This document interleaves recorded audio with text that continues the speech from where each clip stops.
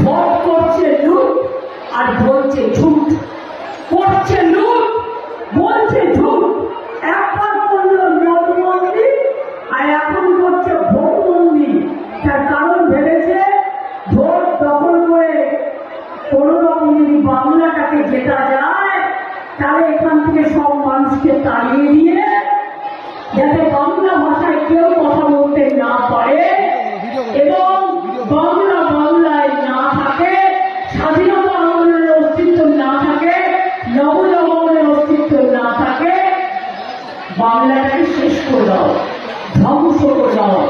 বাংলা পেলে কি বাংলা আপনারা চান? আপনারা চান আপনি যে ভাষায় কথা বলেন সেই ভাষাটা কেড়ে নেওয়া হোক?